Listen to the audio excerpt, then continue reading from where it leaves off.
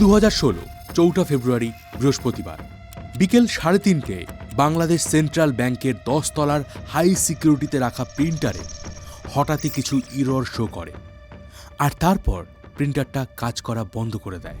এই প্রিন্টারটা ব্যাংকের সফটওয়্যারের সাথে কানেক্টেড ছিল, তাই যখনই ব্যাংকে কোনো ট্রানজাকশন হতো অটোমেটিক্যালি সেই ট্রানজাকশনগুলো প্রিন্ট হয়ে যেত। কিন্তু এদিন এই প্রিন্টারটা কাজ করছিল না। আর শুধুমাত্র আজকের নয়, গত 1 মাস ধরে মাঝে মাঝে এই প্রিন্টারে প্রবলেম হচ্ছিল। ফলে আজও এটাকে একটা রেগুলার প্রবলেম ভেবে ব্যাংক এমপ্লয়িরা এড়িয়ে যান। তবে এই একটা ভুলের কারণেই ঘটে যায় ইতিহাসের সবথেকে বড় ব্যাংক ডাকাতি। বাংলাদেশ ব্যাংক থেকে চুরি হয়ে যায় প্রায় 10,000 কোটি টাকা। না, এখানে কোনো দরজা জানলা ভাঙা হয়নি বা কারোর মাথায় বন্দুক ঠেকানো হয়নি। এই 10,000 কোটি টাকার পুরোটাই চুরি করা হয়েছিল মাউসের কয়েকটা ক্লিকের মাধ্যমে। হ্যাঁ, ঠিকই ধরেছেন, এটা ছিল একটা সাইবার অ্যাটাক, যার সাথে জড়িত ছিল বিশ্বের সবথেকে ভয়ঙ্কর হ্যাকিং গ্রুপ লেজারাস। তো প্রশ্ন হচ্ছে, সামান্য একটা প্রিন্টারের মাধ্যমে ঠিক কিভাবে 10,000 কোটি টাকা চুরি হয়ে গেল? বাংলাদেশ সরকার কি সেই হ্যাকারদের ধরতে পেরেছিল? আর তারা কি সেই টাকা ফেরত পেয়েছিল? তো আমি রয়েছি মিঠুন আপনাদের সাথে, আর আপনি দেখছেন রোমাঞ্চপিডিয়া ইউটিউব চ্যানেল। আজ কথা হবে 2016 সালে বাংলাদেশ ব্যাংক ডাকাতি নিয়ে। তো চলুন শুরু করা যাক।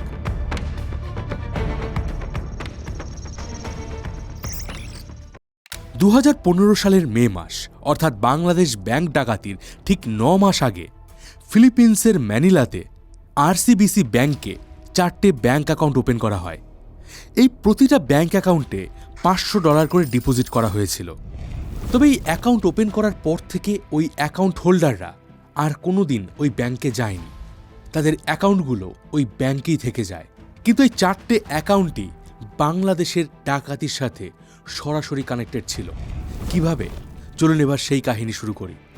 বাংলাদেশ তখন ওয়ার্ল্ডের ফাস্টেস্ট গ্রোয়িং ইকোনমিগুলোর মধ্যে একটি। ইন্ডাস্ট্রি, ট্রেড, এগ্রিকালচার সব ক্ষেত্রেই র্যাপিড গ্রোথ দেখা যাচ্ছিল। কিন্তু বাংলাদেশের ইকোনমি তখনও অতটা শক্তিশালী হয়নি যে তারা $1 বিলিয়ন ধাক্কা সামলাতে পারবে।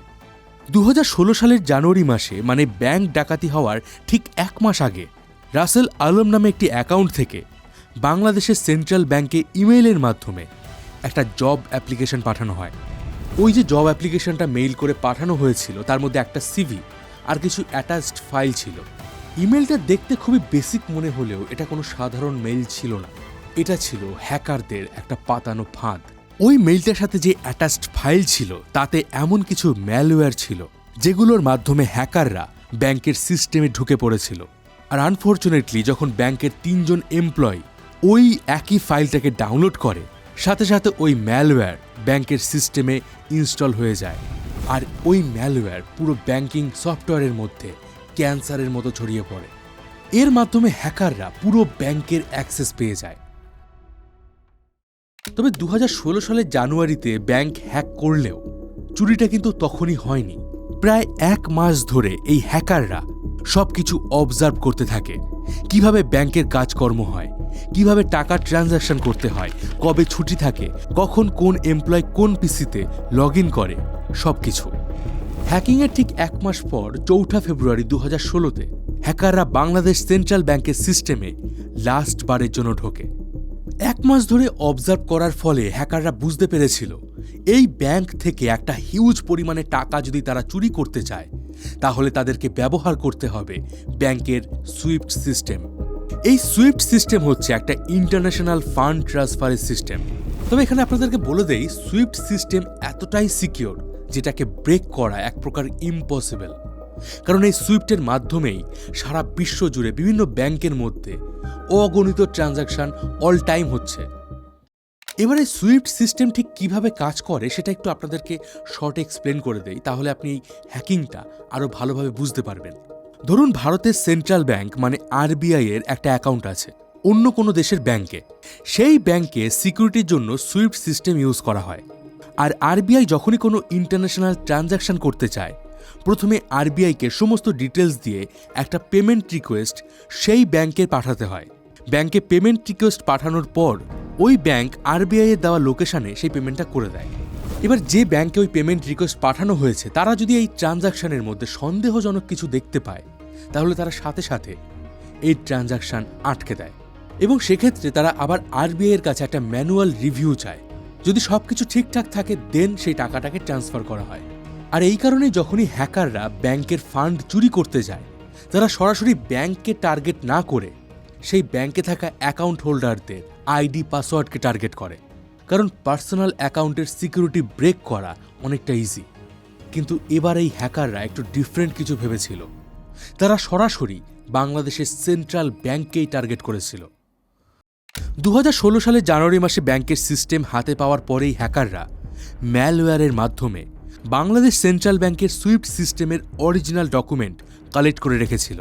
আর এই ডকুমেন্ট মানে আইডিগুলোকে ইউজ করেই তারা সুইফট টার্মিনালগুলোর কন্ট্রোল নিজেদের হাতে নিয়ে নেয়। এবার আপনার মনে প্রশ্ন আসতেই পারে, আরে ভাই একটু আগে তো তুমি বললে যে সুইফট সব থেকে সিকিউর পদ্ধতি ইন্টারন্যাশনালি ফান্ড ট্রান্সফারের জন্য, তাহলে সুইফট সিস্টেমের অরিজিনাল ডকুমেন্ট তারা পেল কি করে? আসলে সুইফট সিস্টেম সিকিউর হলেও যে ব্যাংক সেটা ইউজ করছে সেই ব্যাংকের সিকিউরিটি সম্পূর্ণ দায়িত্ব সেই ব্যাংকের নিজের। যদি কোনো হ্যাকার সরাসরি কোনো ব্যাংকে হ্যাক করে সেক্ষেত্রে সুইফটের এখানে করার মতো কিছুই থাকে না। আর এক্ষেত্রেও ঠিক এটাই হয়েছিল। বাংলাদেশ সেন্ট্রাল ব্যাংকের সিকিউরিটির উইকনেসকে কাজে লাগিয়ে হ্যাকাররা সিস্টেমে এন্ট্রি করে। আর তারপর 4 ফেব্রুয়ারি থেকে 5 ফেব্রুয়ারির মধ্যেখানে তারা নিউ ইয়র্কের রিজার্ভ ব্যাংকে 35টা পেমেন্ট রিকোয়েস্ট পাঠায়, যেগুলোর মোট অ্যামাউন্ট ছিল $951 মিলিয়ন, মানে প্রায় $1 বিলিয়ন। এখন প্রশ্ন হলো, হ্যাক হয়েছে বাংলাদেশ সেন্ট্রাল ব্যাংকে, তাহলে এর সাথে আবার নিউ ইয়র্কের ফেডারেল রিজার্ভ ব্যাংকের কি কানেকশন?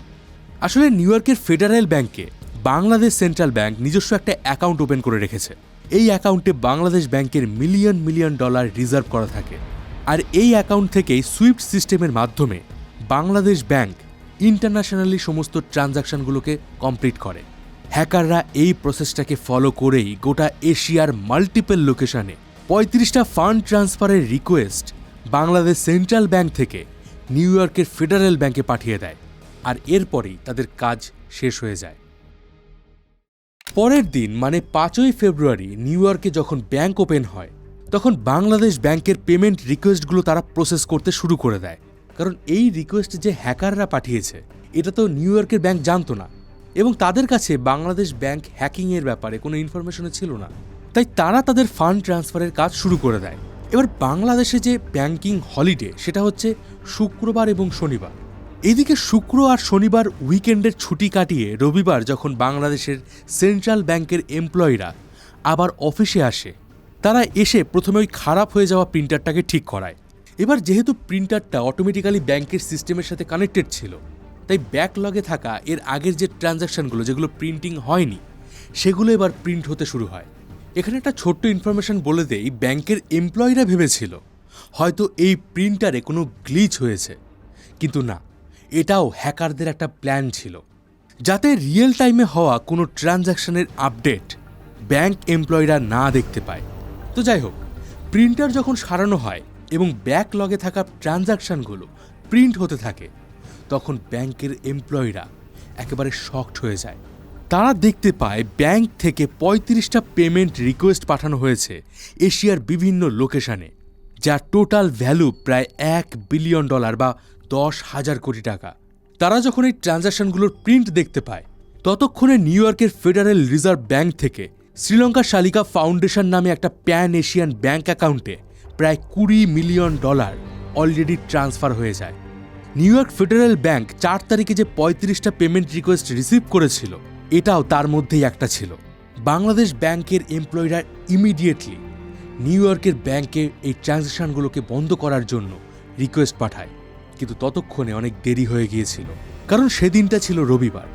বাংলাদেশ সহ বেশিরভাগ মুসলিম কান্ট্রিগুলোতে শুক্র এবং শনিবার উইকেন্ডের ছুটি থাকে, কিন্তু আমেরিকান বা ইউরোপিয়ান কান্ট্রিগুলোতে উইকেন্ডের ছুটি থাকে শনি আর রবিবার।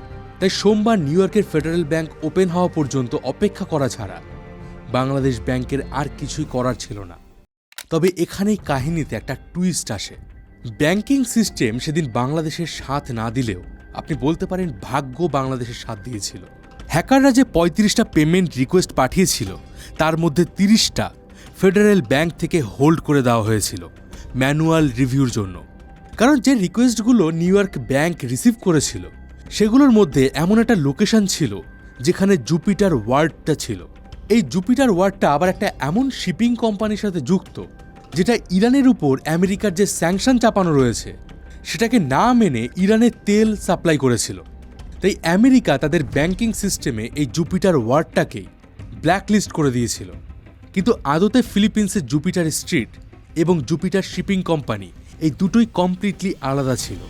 কিন্তু কোইন্সিডেন্টলি আমেরিকার ব্যাংকিং সিস্টেম এই একটা ওয়ার্ডের জন্য 30টা পেমেন্ট আটকে দেয়। আর এই কোইন্সিডেন্সের জন্যই বাংলাদেশ আরও একটা বড় ক্ষতির হাত থেকে বেঁচে যায়। এছাড়াও আরও বেশ কয়েকটা payment new York bank hold করে দেয়, কারণ পরপর এতগুলো মোটা অ্যামাউন্টের টাকা পার্সোনাল অ্যাকাউন্টে ট্রান্সফার হচ্ছে দেখে ফেডারেল ব্যাংক অথরিটি সন্দেহ হয়েছিল। তাই শুক্রবার দিনই তারা বাংলাদেশ ব্যাংকের কনফার্মেশনের জন্য তাদের সাথে যোগাযোগ করেছিল। কিন্তু শুক্রবার আবার বাংলাদেশে ছিল হলিডে, তাই কোনো রকম রিপ্লাই না পেয়ে নিউ ইয়র্কের ফেডারেল ব্যাংক এই পেমেন্টগুলোকে হোল্ড করে দেয়। এভাবে মোট $870 মিলিয়ন ট্রানজাকশন আটকে গিয়েছিল। কিন্তু এখনও প্রায় 5টা অ্যাকাউন্ট এমন ছিল যার মাধ্যমে মোট $101 মিলিয়ন ট্রান্সফার করা হচ্ছিল। এর মধ্যে একটা পেমেন্ট শ্রীলঙ্কার শালিকা ফাউন্ডেশনের প্যান এশিয়ান ব্যাংক অ্যাকাউন্টে পাঠানো হয়েছিল, যার ভ্যালু ছিল প্রায় $20 মিলিয়ন। এবার এত ছোট একটা এনজিওতে হঠাৎ করে একটা $20 মিলিয়ন ফান্ড আসছে, এটা দেখে ব্যাংকের এমপ্লয়িরা লিটারেলি শকড হয়ে যায়। তাই ব্যাংক এমপ্লয়িরা এই ট্রানজ্যাকশনটাকে ভেরিফাই করার জন্য জার্মানির ডয়েশ ব্যাংকে এটাকে পাঠায়। ডয়েশ ব্যাংকের কাছেও এই ব্যাপারটা সন্দেহজনক মনে হয়, কারণ ওই ট্রানজ্যাকশানে ফাউন্ডেশন বানানটা ভুল করে ফান্ডেশন লেখা ছিল। তাই এখানেও তারা $20 মিলিয়ন হোল্ড করে দেয়। পরবর্তীকালে শালিকা ফাউন্ডেশনের বিষয়ে খোঁজ খবর নিয়ে জানা যায় এটা একটা ফেক এনজিও, বাস্তবে এর কোনো অস্তিত্বই নেই। এর মাধ্যমে $20 মিলিয়ন আবারও বাংলাদেশ ব্যাংকের নিউ ইয়র্ক অ্যাকাউন্টে ট্রান্সফার করে দেওয়া হয়। কিন্তু তখনও প্রায় $81 মিলিয়ন, যার ভ্যালু প্রায় 810 কোটি টাকা, সেটা 4টে অ্যাকাউন্টে ট্রান্সফার হচ্ছিল। এবার ভিডিও শুরুতে আপনাদেরকে 4টে ব্যাংক অ্যাকাউন্টের কথা বলেছিলাম, মনে আছে? যেখানে 2015 সালে ফিলিপিনের আরসিবিসি ব্যাংকে $500 ডিপোজিট করে 4টে অ্যাকাউন্ট খোলা হয়েছিল। এই $81 মিলিয়ন ওই অ্যাকাউন্টগুলোতেই ট্রান্সফার করা হয়। অ্যাকাউন্টগুলো ওপেন করার পর থেকে 9 মাস এখানে কোনো রকম ট্রানজ্যাকশন হয়নি। কিন্তু হঠাৎ করেই এই 4টে অ্যাকাউন্টে $81 মিলিয়ন ট্রান্সফার হতে দেখে নিশ্চয়ই আরসিবিসি ব্যাংক কোনো স্টেপ নিত। কিন্তু যেদিন এই টাকাগুলো ওই অ্যাকাউন্টে পৌঁছায় সেই দিনটা ছিল রবিবার। রবিবার ছিল ফিলিপিন্স ব্যাংকের উইকেন্ড, মানে হলিডে। আবার এর পরের দিন মানে 8ই ফেব্রুয়ারি 2016 ছিল সোমবার। এই দিনটা চীনা নববর্ষ উপলক্ষে ফিলিপিন্সে হলিডে ছিল, তাই এদিনও ব্যাংক বন্ধ ছিল। তাই ফিলিপিন্স ব্যাংক কোনো রকম অ্যাকশন নেওয়ার টাইম পায়নি। অন্যদিকে বাংলাদেশের সেন্ট্রাল ব্যাংক থেকে বারবার আরসিবিসি ব্যাংকের সাথে কন্ট্যাক্ট করা হচ্ছিল যাতে তারা ওই ফান্ডটাকে হোল্ড করে দেয়। তো যেহেতু ব্যাংক বন্ধ ছিল তাই কাজের কাজ কিছুই হয়নি। আর এই সুযোগটাকেই কাজে লাগিয়েছিল হ্যাকাররা। প্রথমে তারা ওই 4টে অ্যাকাউন্ট থেকে $81 মিলিয়ন ফিল র্যাম নামে একটা রেমিটেন্স কোম্পানির অ্যাকাউন্টে ট্রান্সফার করে দেয়। তারপর 10 দিন বাদে ওই টাকাগুলো ম্যানিলার সোলের নামে একটা ক্যাসিনোতে পাঠিয়ে সেখান থেকে ক্যাশে কনভার্ট করে নেয়। বাংলাদেশ সেন্ট্রাল ব্যাংক আপ্রাণ চেষ্টা করেছিল এই টাকাগুলোকে যে কোনো উপায়ে ফিলিপিন্স থেকে রিকভার করার জন্য, কিন্তু ফিলিপিন্স ব্যাংকের সিস্টেম সুইস ব্যাংকের মতোই ভীষণই সিকিওর। তারা খুব সহজে কোনো ব্যাংকের পার্সোনাল ডিটেলস শেয়ার করতে চায় না। ফলে আনফর্চুনেটলি $81 মিলিয়ন প্রায় 810 কোটি টাকা আর কখনোই বাংলাদেশ ব্যাংকে ফেরত আসেনি। এই পুরো ঘটনাটা দেখলে আপনারা বুঝতে পারবেন যে হ্যাকাররা ঠিক কতটা প্ল্যানিং করে এই ব্যাংক ডাকাতির কাজে নেমেছিল। 4 ফেব্রুয়ারি ছিল বৃহস্পতিবার। এদিন ওয়ার্কিং আওয়ারের একেবারে শেষ মোমেন্টে বাংলাদেশের সেন্ট্রাল ব্যাংকের সিস্টেমে তারা এন্ট্রি করে। এরপর নিউ ইয়র্কের ফেডারেল ব্যাংকে পেমেন্ট রিকোয়েস্ট পাঠায়। পরের দিন ছিল শুক্রবার। এদিন ফেডারেল ব্যাংক কয়েকটা পেমেন্ট রিকোয়েস্ট রিভিউ করার জন্য বাংলাদেশ ব্যাংকে যোগাযোগ করে, কিন্তু বাংলাদেশে শুক্র ও শনিবার ছিল উইকেন্ড হলিডে, তাই কোনো রকম রেসপন্স এখান থেকে পাওয়া যায়নি। আবার রবিবার দিন এসে যখন বাংলাদেশের সেন্ট্রাল ব্যাংকের অফিসাররা পুরো বিষয়টা বুঝতে পারে, তারা নিউ ইয়র্কের ফেডারেল ব্যাংকে ইমিডিয়েট ট্রানজাকশন স্টপ করার জন্য রিকোয়েস্ট পাঠায়। কিন্তু এদিন সেখান থেকে কোনো রকম রেসপন্স আসেনি, কারণ এদিনটা ছিল সানডে, যেটা আমেরিকান হলিডে। এরপর সোমবার নিউ ইয়র্ক ব্যাংক থেকে সমস্ত ট্রানজাকশন বন্ধ করে দেওয়া হয়, কিন্তু যেগুলো ফিলিপিন্সের আরসিবিসি ব্যাংকে অলরেডি ট্রান্সফার হয়ে গিয়েছিল সেগুলো ব্লক করার জন্য যখনই চেষ্টা করা হয় তখন জানা যায় যে সোমবার ফিলিপিন্সে হলিডে ছিল। এই পুরো ঘটনায় ডিং জাই এবং গাও শুয়াওয়া নামে দুজন চাইনিজ লোকের নাম উঠে এসেছিল। এরাই ফিলিপিন্সের মানিলাতে আরসিবিসি ব্যাংকে অ্যাকাউন্ট ওপেন করেছিল, কিন্তু পরে জানা যায় এরা কেউই মেইন কালপ্রিট নয়। এই পুরো হ্যাকিংয়ের পেছনে মাস্টার মাইন্ড ছিল অন্য কেউ। তবে আসল কালপ্রিটদের ধরার জন্য এদের হয়তো জিজ্ঞাসাবাদ করলে কিছু কাজ হতো, কিন্তু যখন বাংলাদেশ ব্যাংক থেকে ফিলিপিন্সে বলা হয় এবং ফিলিপিন্স যখন তাদের উপর অ্যাকশন নিতে যায়, ততক্ষণে এই দুজন চীনের ম্যাকাওতে পালিয়ে যায়। আর ম্যাকাও ছিল চীনের একটা স্পেশাল ইকোনমিক জোন, যেখান থেকে তাদেরকে ধরা এক কথায় ইম্পসিবল ছিল। তবে এফবিআই যখন এই পুরো ঘটনার ইনভেস্টিগেশন করে, তারা এমন কিছু তথ্য সামনে রাখে যা শুনলে আপনিও চমকে উঠবেন। 2014 সালে লাজারাস নামে উত্তর কোরিয়ার একটা হ্যাকার গ্রুপ ঠিক একইভাবে সনি পিকচারের সিস্টেম হ্যাক করে নিয়েছিল। বাংলাদেশের সেন্ট্রাল ব্যাংক হ্যাক করার জন্য যে কোড ইউজ করা হয়েছিল তার মধ্যে বেশ কিছু কোরিয়ান ল্যাঙ্গুয়েজও ছিল। এমনকি যে আইপি অ্যাড্রেস ব্যবহার করা হয়েছিল সেটা ছিল নর্থ কোরিয়ার। ইভেন 2014 সালে সনি পিকচার্স হ্যাক করতে এবং 2016 সালে বাংলাদেশ ব্যাংক ডাকাতি করতে একই প্রকার ইমেল আইডি ইউজ করা হয়েছিল। আরও শকিং ব্যাপার হচ্ছে নর্থ কোরিয়া সরাসরি এই লাজারাস হ্যাকিং গ্রুপকে সাপোর্ট করে। বলতে পারেন এটা হচ্ছে নর্থ কোরিয়ার একটা ইনকামের রাস্তা। এই লাজারাস গ্রুপ আমাদের ভারতেও ব্যাংক ডাকাতি করেছিল। মহারাষ্ট্র ভিত্তিক কসমোস ব্যাংকে অ্যাটাক করে এরা প্রায় 94 কোটি টাকা চুরি করেছিল। আর যখনই কেউ এই হ্যাকিংগুলোর জন্য নর্থ কোরিয়াকে দায়ী করে, নর্থ কোরিয়া জানায় যে অন্যান্য দেশগুলো তাদের মানহানি করার চেষ্টা করছে। তবে সবচেয়ে অবাক করার বিষয় হচ্ছে এত বড় একটা ব্যাংক ডাকাতির ঘটনাকে বাংলাদেশ সেন্ট্রাল ব্যাংক পুরোপুরি ধামাচাপা দেওয়ার চেষ্টা করেছিল। এমনকি দেশের তৎকালীন অর্থমন্ত্রীকেও তারা এই ব্যাপারটা জানতে দেয়নি।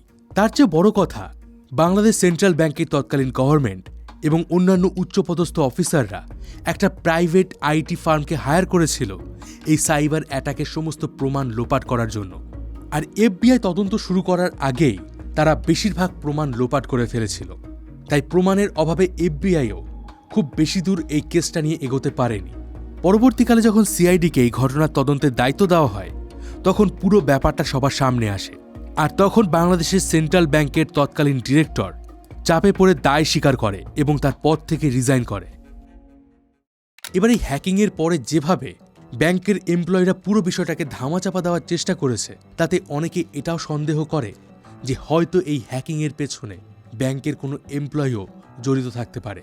আপনার কি মনে হয়? আপনার মতামত কমেন্ট বক্সে অবশ্যই জানান। কিন্তু আপনি কি জানেন নর্থ কোরিয়া ঠিক কিভাবে একজন জিনিয়াস পার্সনকে এই হ্যাকিংয়ের কাজে ব্যবহার করে? কিভাবে তারা দেশের ট্যালেন্টেড পার্সনদের হ্যাকিং গ্রুপের জন্য সিলেক্ট করে? এই বিষয়ে ডিটেলসে জানার জন্য এই ভিডিওটা দেখুন। এই ভিডিওটা ভীষণ ইন্টারেস্টিং। তো দেখা হবে পরের ভিডিওতে। ততদিন ভালো থাকবেন, সুস্থ থাকবেন। আর আমি ছিলাম মিঠুন আপনার সাথে।